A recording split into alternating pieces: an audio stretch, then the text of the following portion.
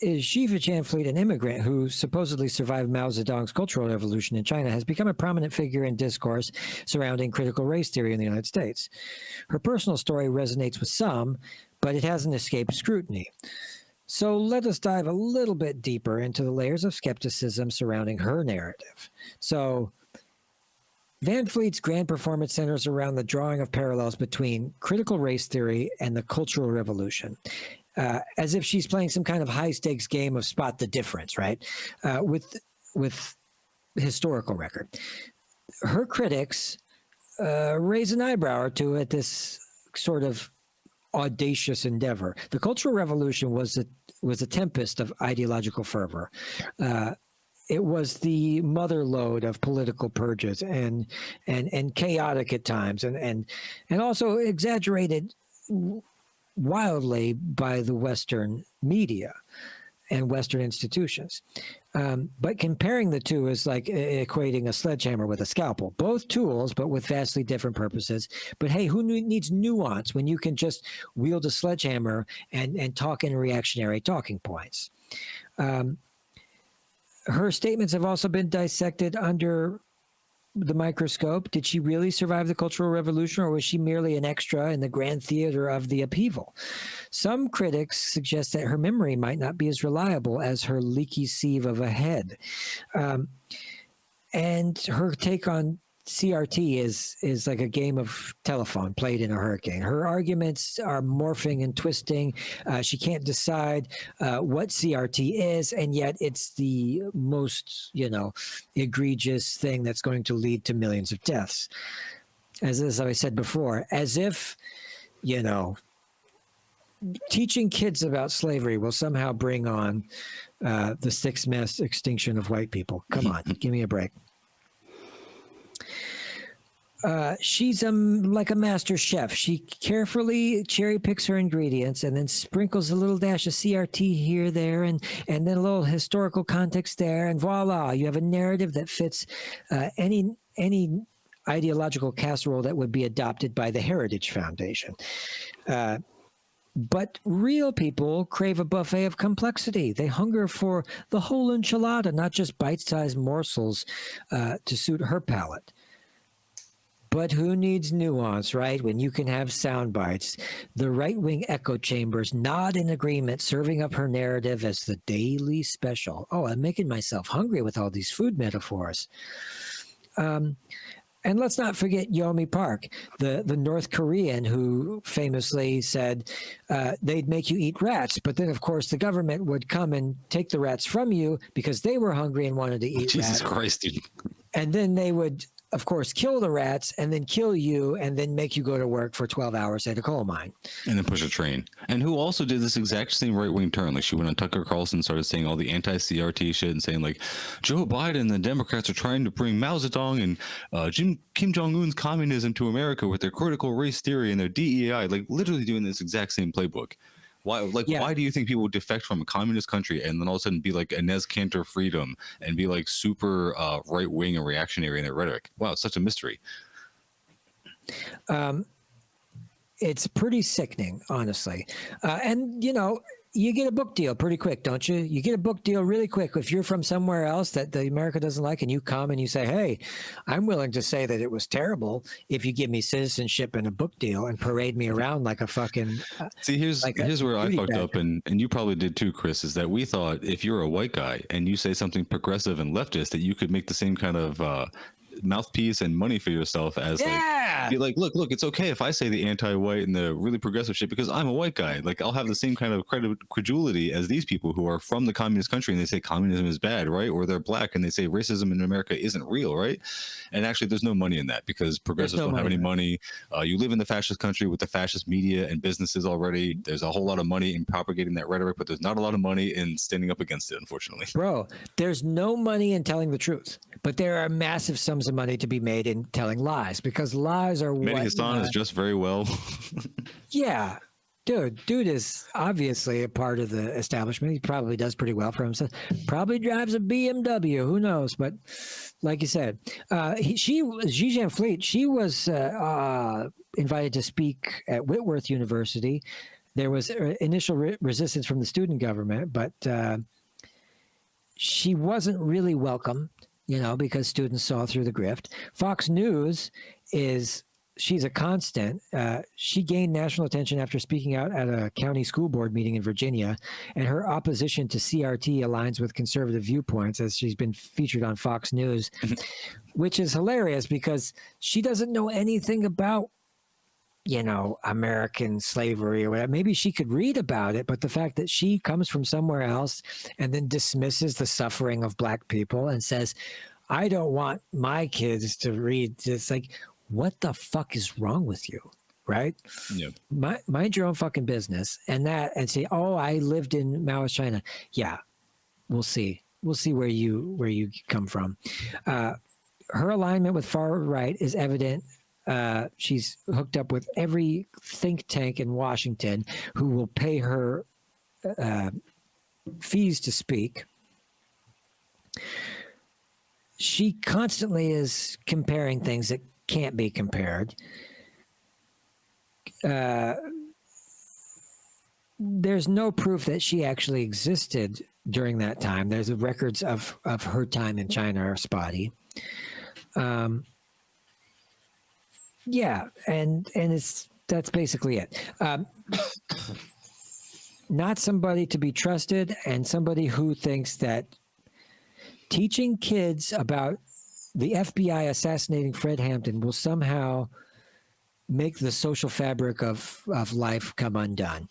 And I'm sure that her family were probably benefiting from some aristocratic position in communist government. Isn't that the way it goes? It's the typical, my family had the monopoly on all the eggs in China up until Mao's Cultural Revolution. And then we were kicked out of our palace. We had all our slaves taken away. We had all our vacation homes seized by the state. It's always that same fucking story where it sounds like it's a sob story. And you find out, oh, you just had like ponies as a 7-year-old kid. Like you just had a life of luxury because you came from opulence, enslaving other people. And then you're crying as about having that taken away as if it was some kind of like tragedy. It's like no one is sympathetic to that message. No one gives a shit. And they always have to hide that part of their story. Yeah. Yeah. It's not to say that like people in China denounce the Cultural Revolution. Like Chinese communists admit that there were failures and mistakes in the Cultural Revolution, that there were times that went too far, that they purged too many people, that they made mistakes in their agrarian developments, that a lot of people died from famines that could have been avoided. Like no one is more critical of previous and existing communist movements than the communists who were trying to uphold them and develop them, because that's what it is about. It's about like learning from past mistakes, learning from past examples, taking what works, shedding off what doesn't. It is about being better. And the people who like make apologies for communism have to apologize for a bunch of excess deaths that happened as a result of some mistakes, but so do capitalists. And they also have a lot more of death on their hands. Like they have to apologize for capitalism being built out of slavery, genocide, eugenics, adopting fascism into the empire after World War II, and then all of the state and interventions and authoritarianism that it's enacted since then to prop up all the businesses and the financial empire that it creates. And it's like, so people who are apologetic for capitalism have to apologize for a mountain of bloodshed more than anybody who is apologetic for communism. But of course, they leave that part out when they're trying to attack and make it like go on their racist rants about scary Chinese people or whatever. Yeah. And she's obviously also from a wealthy background, just like Yomi Park, famously. She even admitted in interviews how she was from a wealthy family in North Korea. Now, according to Western media, there would be no wealthy families in North Korea, would there? Right? There would only be forced equality of outcome on everybody. But also the Kims and all the political families are super wealthy and connected, and they live in opulence, like just like we were saying about Chinese monopoly owners. It's always like a backwards message, right? Like everyone's so poor except for like the political class, and they're so rich, and everyone in North Korea just tolerates that because they're all brainwashed automatons. It's like you're describing the US. You're literally describing capitalism and you describe it that way. So Xi Jianfleet has indicated that she came from a relatively privileged background in China. Her family was involved in education, and her father was a high-ranking official in the Chinese military. This background may have influenced her perspective during the Cultural Revolution. So they were wealthy, they were doing good, and then the Cultural Revolution happened, and that threw their whole good thing out the window because they wanted to build a more equal society, and you were an obstacle to that. Individuals from wealthy or educated backgrounds often faced significant scrutiny and persecution. Many were targeted as counter-revolutionaries, Womp womp. and their social status could be led to harsh treatment. Xi Jianfleet has described the experience of the people firsthand, noting that her family status did not protect them from the chaos of that period. Oh, Look, I understand it was wild. It was a revolution. They didn't make incremental changes towards the future. No, they made a big, huge, sweeping change of rapid industrialization and wealth redistribution, and it was fraught with some errors, sure, and people did die, and that's sad. But my thing where I'm supposed to feel really, really bad about people who refused to go along with something, you know, and would rather choose death or choose to be exiled rather than to try to understand why these people were doing what they're doing. But the truth is, most people, business owners, small business, big business, wealthy, well-to-do people, they don't want to let go. Even if it means, look, Jeff Bezos is going to get another sailboat before he's ever going to house the homeless. These people they have an insatiable lust for things and stuff and money and power. And that's why communism, folks. That's why you need to balance it all out. Now, there are billionaires in China. They were rich people back then, and there are billionaires now. Now, in the Cultural Revolution, I'm sure it was a little tougher to be rich. I think most of those people probably got chased off to Taiwan.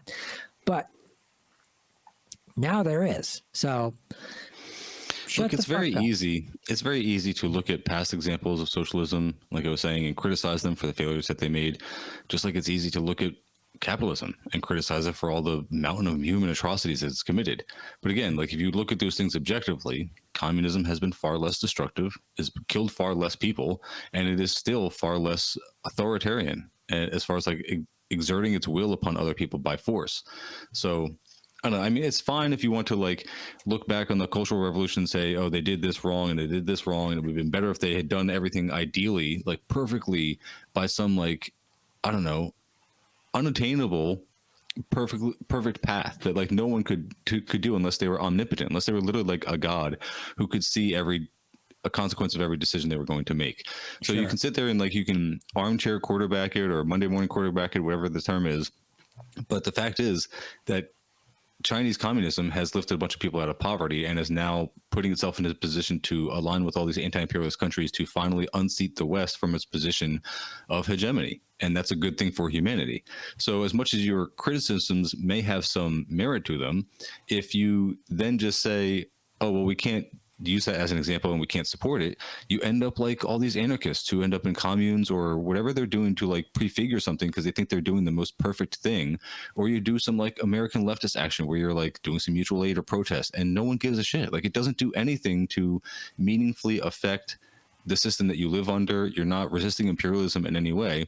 And you're criticizing stuff, people like systems and countries and nations that actually are like meaningfully resisting imperialism.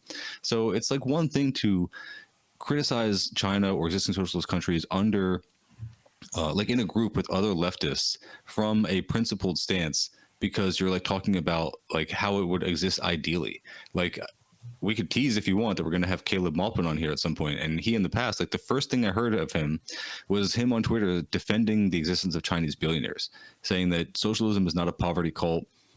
If you say that there should not be any Chinese billionaires, then you're pretty much aligning with the right wingers and saying that socialism is when you're poor and that, you know, socialism is when everyone is equally poor and that it's not true socialism if there are any good things, if people have stuff, if there are any wealthy people, if there's any development in your country. And that was basically his argument. And I can sort of get that. Like, I understand that, like, because they are socialist and not communist, they're not even socialist yet. Like, they're transitioning to socialism by 2050 by the Chinese Communist Party's own metric and their own plan. So it actually makes sense that they would still have a lot of aspects of capitalism left over that they're transitioning out of because every system has remnants of the old system.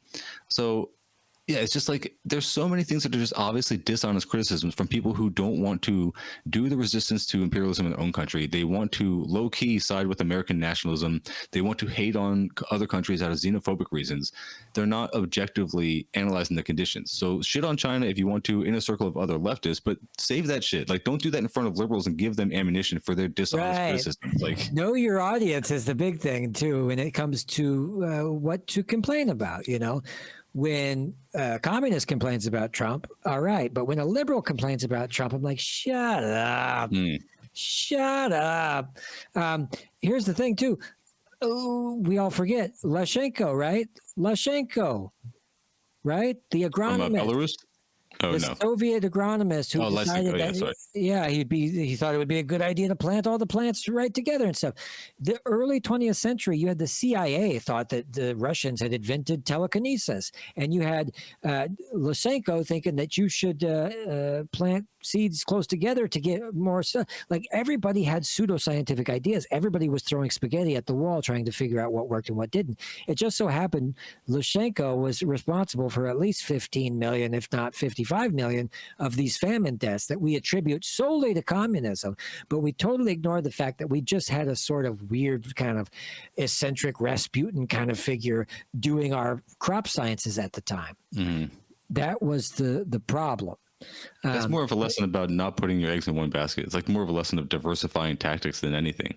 This has nothing to do with like communism or socialism. It's like every system has figured out you don't try one thing that's new and experimental and then spread it out across your entire country and have your entire food source be dependent on that. Because what if it goes wrong? Like, you would diversify. Right. And that at that point, science wasn't like that. There wasn't this idea of control subjects and sort of and stuff like that. And they what the Soviet problem was that the rigorous and rigid planning of everything was too rigid.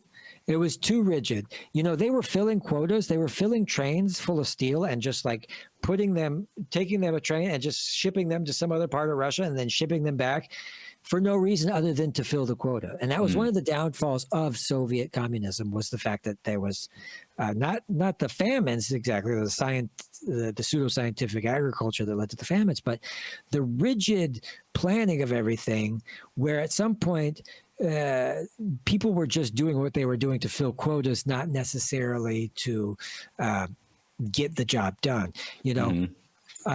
And quota systems have always been bad because we introduced the same in the United States in sometime in the 90s, something like this, where in the UK they had quota systems for hospital beds, like getting patients in and out or whatever.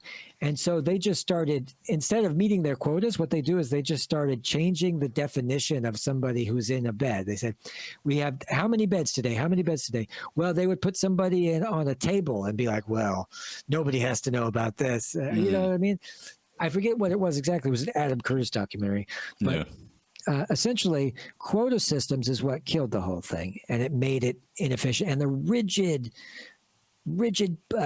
planning with no forgiveness, right? Mm-hmm. Well, now the current iteration of Deng Xiaoping's capitalist thing, where it adds the spice and organic movement of the market, which the market is kind of an organism that does its own thing. It's fine at small levels. It's fine across regions or even like localities. But once you let it touch your national housing market, your healthcare system, like your actual resources that humanity needs on a national level, you are screwed. And that's why America is in this middle ground where they're so jealous of China being able to control things with their rigid state planning for things that actually that's good for, but not for doing like what do you call, like the central war communism planning of like trying to control everything across every little locality. They're not micromanaging. They're actually doing what government is supposed to be doing. And Americans are stuck here coping and seething, like literally getting so mad that they think that China is succeeding because it's capitalist, but also failing because it's communist. And they can never get out of this mindset. Like they're just literally stuck being angry for both reasons. Love that one. I love the one. We're communists, and that's the problem. And China's winning because it's capitalist, but then we're capitalist too. But the WEF is also communist, but it's also the greatest, collection of capitalists. I'm so confused. This is what the cognitive dissonance of people living under the end of capitalism, having been brainwashed into thinking capitalism is the only way. That is what it looks like. It's myopic viewed, narrow-minded, unenlightened human beings who aren't ready for anything different other than the status quo. And let me tell you something. Capitalism is like a lion. It can get shit done. It's very powerful, but it's unpredictable, and it just might eat your entire family. Now, government should be the lion tamer that comes in and tries to put the kibosh on all the kind of inappropriate behavior that it does and have an overseeing authority. Now, I don't like that because I'm a vegan. I'm not into all that circus shit, but you know what I mean. You need the two to balance each other out. The lion is an unpredictable animal. The tamer is there to make sure that all the people in the audience are safe.